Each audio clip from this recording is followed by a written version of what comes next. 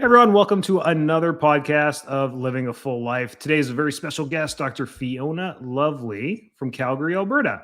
I know a lot of Canadian connections in these last few podcasts, but this is going to be a cool one about menopause. You can actually follow her podcast if you find this interesting at Not Your Mother's Menopause Podcast. Search that. It's on all platforms. You can do that, and then she's all over social media. We'll tag all that.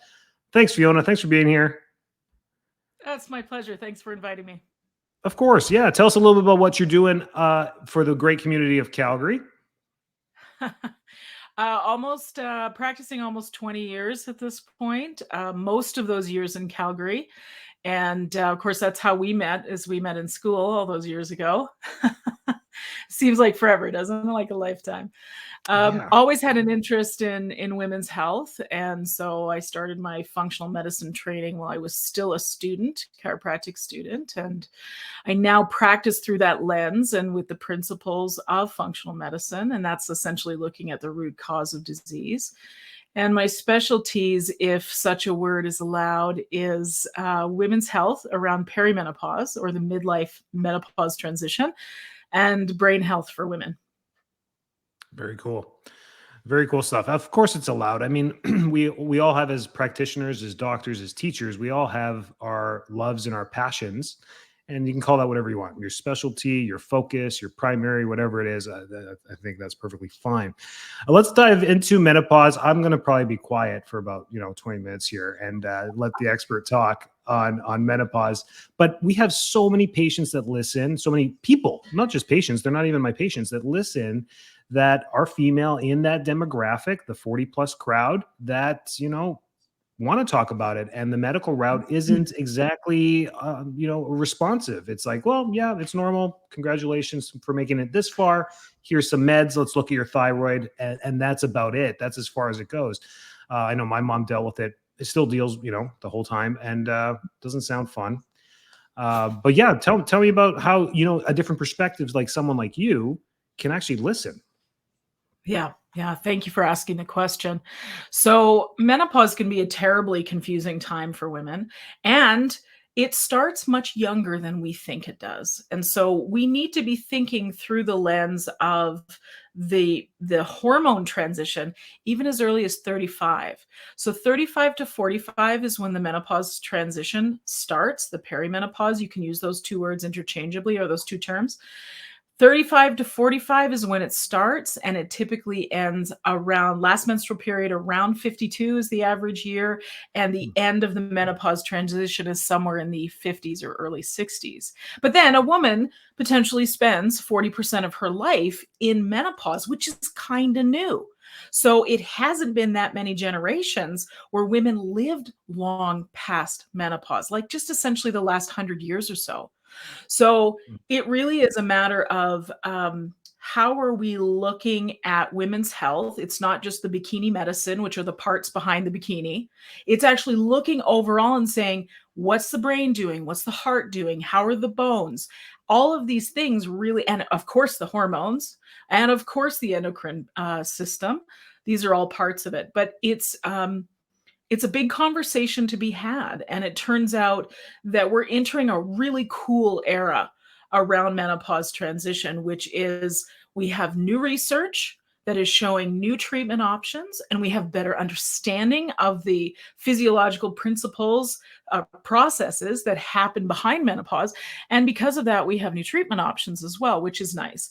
And it's interesting, it took women driving this research by women for women, which I think is just absolutely fascinating. So this is a big conversation. There's lots of threads that we can pick up. So where would you like to go? 100%. I mean, because of the demographic dealing with it, what are some things they can start with on their own to deal with the major symptoms that come with menopause? I mean, the popular ones, the hot flashes, the heat, the temperature control, the hormone. I mean, the mood swings that come with it as well, for feeling uncomfortable and going through those swings all the time, almost like pregnancy all over again. Yes. That's what I hear. So I'm a good listener too, even though, my demographic is all women. I'm a good doctor. I listen to this stuff. So, what could they do? Maybe starting right now, today, maybe you can leave them with a tip where they can start and then start diving a little bit deeper and understanding that, hey, maybe there is maybe there is a recluse to this. Maybe there is a way I can be comfortable through this. Yeah. So I think the first thing to do is to really look at it from an overview rather than to one of the ways that we have traditionally looked at menopause is to pick apart the different symptoms. Is it hot flashes? Is it cognitive decline, brain fog? Is it insomnia? Is it vaginal dryness? All of these things are very, very common. And so rather than just picking and pieces and parts, why don't we look at it as the overview? And I think that's part of what we're learning right now through this new sort of era of research is to say, okay, what's driving all of those symptoms? It's not just the thyroid, it's not just the hormones, it's all of the things together. So, what is it that you can look at to start to treat the symptoms? First of all, inflammation is such a big part of what happens with women in the menopause transition. The egress of hormones triggers an inflammatory response above and beyond what a woman may already be experiencing. So, controlling the mechanism of inflammation, and as you know, we talk about this with patients all the time, whether it's pain they're having, or they're having gut issues, or sleep issues, or mood issues, whatever, not just in the menopause transition. And so, how can we look at that and say, well, what are the levers we can pull in our own lives to reduce the inflammation? And the first thing, and probably the most important one, and the one that gets brushed aside the most, is looking at your stress management. Mm. Now, I can hear the eyes rolling when I say that. So let me break it down a little bit differently. So, the stress management piece, listen, stress isn't going away. It's part of the lifestyle that we have chosen in our societies, in our communities. But what you can't manage that. But what you can manage is how you respond. So having tools that allow you to access calm and peace and relaxation in any moment are critical. You literally need to have them in your back pocket ready to go. And it's interesting. I've been teaching the calming techniques, whether we can talk about polyvagal or it's somatic experiencing, or in functional neurology, we call it mesencephalic windup. It's part of how this cascade works. And then, of course, the autonomic nervous system responds with a stress response, of which inflammation is part of it. We can call it a number of different things, but it's actually quite simple and trivial things you can do to calm. You can have nice deep breathing. If you exhale longer than you inhale, that tells your brain that there is not stress, there is not threat, you're calm. That's parasympathetic. You can have slow strokes of your arms. That's very calming. Of course, you can meditate. Exercise is an excellent way to trigger a parasympathetic response. But here's something really important about exercise. It's not I need to kill it. I need to do all the hard stuff. It's the something pleasurable. And what's really interesting is the research shows the best thing you can do to prevent Alzheimer's is partner dancing. Isn't that fascinating? That is super fascinating. Yeah. So you think about the physiology behind that. You go, and the biochemistry and the neuro stuff it's just so interesting. So what's Wow. pleasurable? And even better if you can do it with a partner that you have a safety co-regulation with already. Wow. So Very cool. yeah, looking at the stress, really, really important. And of course, the next lever you can pull in inflammation is diet. And I hope we are educated enough as in our societies to understand that if what you choose to put in your mouth is what manifests physically and what manifests emotionally. And it is as simple as that. And we can make 1,000 excuses for it and it's fine. But like 80-20 rule, right? Like if you're doing the right stuff 80% of the time, don't sweat the 20%, right? But these things really help to control the inflammation. But the next piece about the diet and inflammation is looking at what your blood sugar is doing and blood sugar regulation. So this is not just a conversation for diabetics. This is a conversation for literally every person. And this is certainly true of every woman. So what affects the blood sugar? It's stress. It's the diet. It's inflammation cascades. It's what are the adrenal glands doing? All of those things. Some of those words are like, I don't know what that means. Okay, don't worry about that. So what can you do for this in the moment? Well, again, you can regulate your stress. You can make sure that you're eating things in the appropriate order. For example, if you choose to have something carby at dinner, fine. Eat your veggies first, because if you put fiber in the tank first, you slow burn those carbs, and then you don't have the spikes of blood sugar. Mhm. So these things are all really important for inflammation. So, inflammation is kind of the big thing that we're at the moment learning about how, what are the triggers for the menopause symptoms. So those are some fairly simple things that, well, I mean, simple, all of Simple. them, but diet. Yeah. Stay tuned. Listen, The you next episode is called inflammation. I spent a whole half an hour doing it. easy, So there you go. We're going to deep dive in inflammation. So thanks for the segue into that. no problem. Yeah.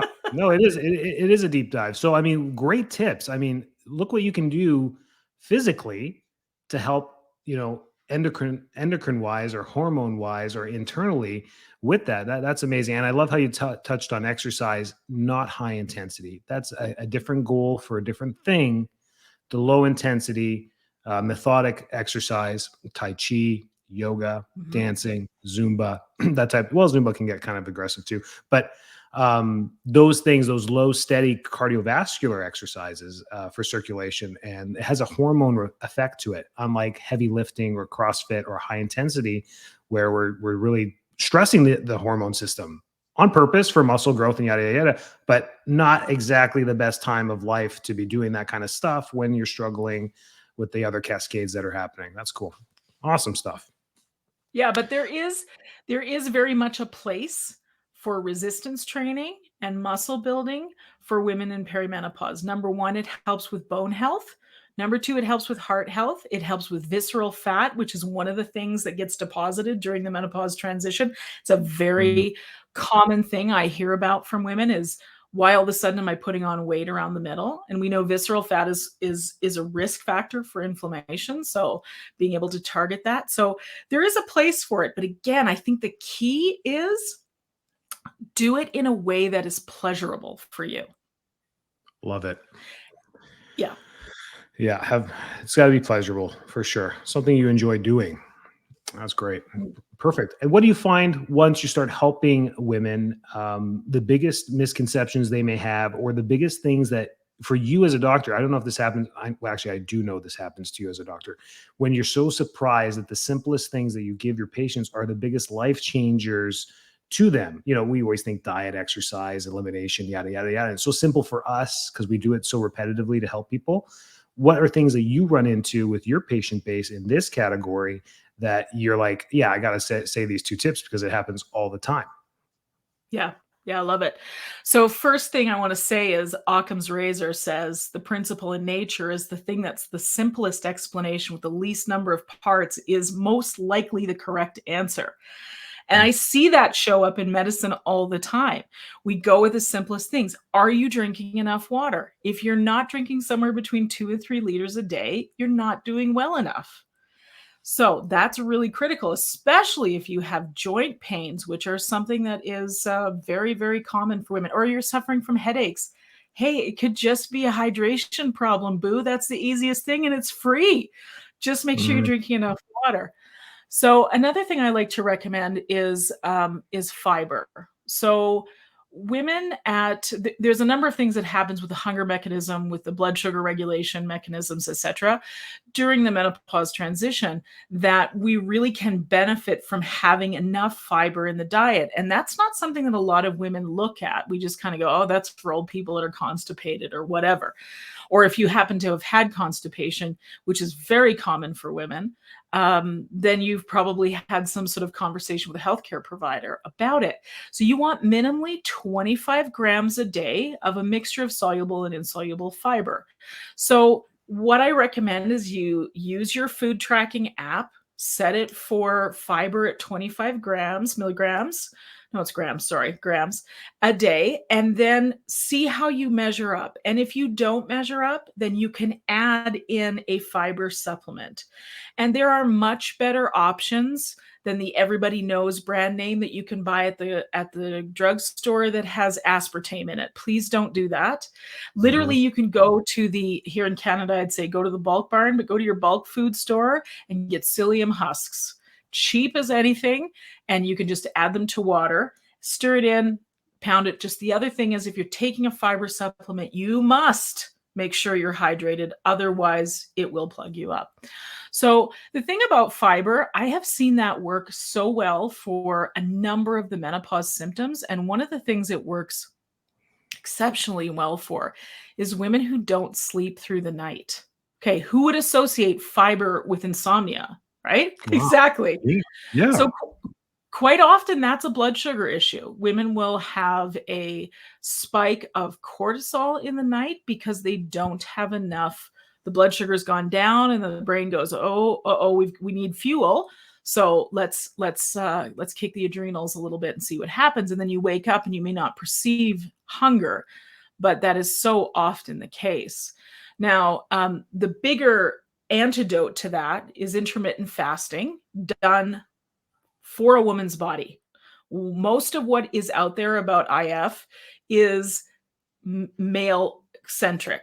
So a woman has to fast differently than a man.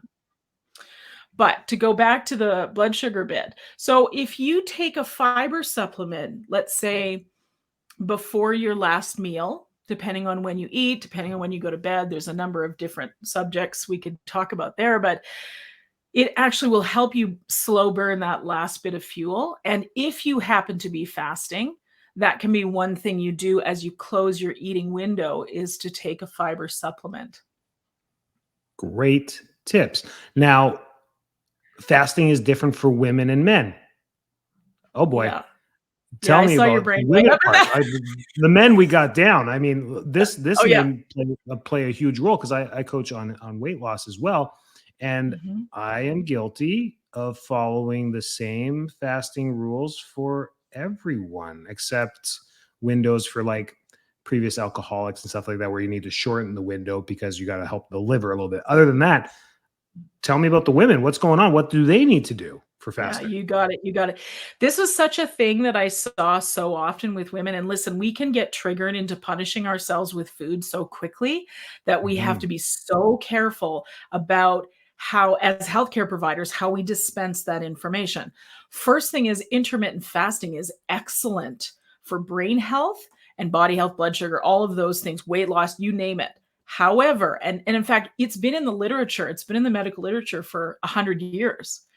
But it's all been research done using a man's body. So a Mhm. woman's body uses resources differently. First thing I want to say is a man has a 24-hour body clock. A woman has a 30-day body clock.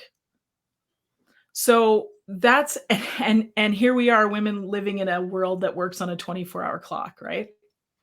Wow. So you have, yeah, fascinating, isn't it? Yeah. Did you say this was just 20 minutes? No, no, no. We average 20 minutes. I think we're going to be here Okay, for a few okay. hours, but that's okay. That's all I right. know, right? So first of all, there is an entire podcast episode on my Not Your Mother's Menopause podcast about fasting for women. Actually, there's two episodes. One is fasting for libido. We can talk about that one. That one's quite an interesting conversation. And there's a one that talks about how a woman needs to fast differently than a man. So first of all, if you're pregnant or lactating, no fasting. It's no bueno, off the table. Okay. Mhm. A woman should not fast any longer than 18 hours. Okay. So Okay. that's really important. Never during your period, never during ovulation.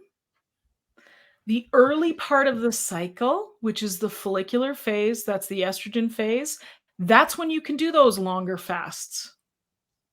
That's also when you'll notice that your ability to get stuff done is far greater during that time. Hmm. Whereas in the second half of the phase, so second half of the cycle, so day one of the cycle is your bleed. Okay. Day one of the bleed is day one of the cycle. So during the luteal phase, or the second 14 days ish, okay, we're going with a 28-day average. That is when you want to have the shorter fasts. The other thing that's really critical is that a woman should not fast more than 3 out of 5 days. So she should be alternating, like never 2 days in a row. So Mm. she should be alternating her fast. There's a lot to unpack there. So do you There want to is. take it away? I'm trying to compact that because we want to bring value in a short amount of time. So with fasting, the rule is, I love the 18-hour because I max it at 16. I like it's just easy unless you're a shift worker. Um, skip breakfast. I think in Yeah, our life and the way we go, it just works out better. You eat sometime at 10, 11, 12 for your lunch and just finish it up around just an 8-hour window of eating. I think it keeps you out of trouble. It gives you a 16-hour window of fasting. Now, what Dr. Lovely's saying is we never want to do that for 5 days in a row. So, women, listen up. We need to have breakfast. You throw the breakfast back in every other day. that's right. Does that sound like a good That's right. rule? Yeah. Yeah, I like that, and I want to add a little piece to that. Okay. So, remember that when you're planning your eating window, you can move it around, Mhm. and and move it around depending on your lifestyle. Like for me, I eat early and I close my window at about 2 o'clock in the afternoon, and then I Okay. have my coffee when I get up at 5, exactly how I like it, creamy and sweet. So, but there are lots of coffee tricks if you're not wanting to do the fast in the morning. As you know, there's lots of tricks. I'm sure you teach them, but one of the things that's really important is that women have chronic adrenal fatigue. And so, and especially this is true at the menopause transition at midlife. So, the research shows that we do better with an early eating window because it's less taxing to the cortisol cascade, the HPA axis. It's less taxing, which dysregulation of the hypothalamic pituitary adrenal axis is the next piece to menopause after inflammation. So we've got inflammation, we've got the HPA axis problem, and then all the symptoms branch out from those two things. Mm. So women not only should follow a different schedule, and we can throw actually the moon cycles in with that too, which maybe we'll do that next time. But a woman does better actually eating earlier in the day. It's easier on our systems. Makes so much sense. The women struggle with this Mhm. intermittent fasting. And it's not that because they like breakfast or eggs. It's just Fiona, wow. I am Yeah. so glad we did that. I'm gonna be a Yay! better doctor. This is great. That's fantastic. If you're listening, I Awesome. mean, if you're listening to this, that's really cool stuff. So it's so important. The women's body is completely different. I think all of medicine has been done on men.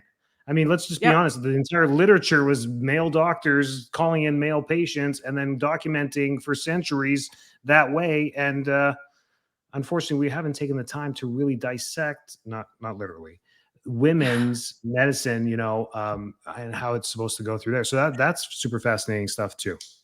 And I want to say two things about that. The Mhm. first thing is, do you remember learning about thalidomide when we were in school? Yes.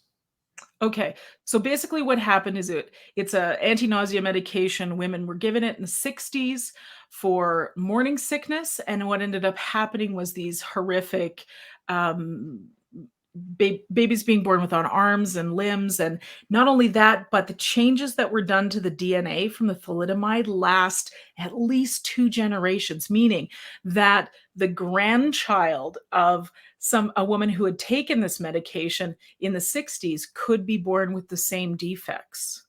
So it was an absolute shit show, if I can speak that way, with for medicine.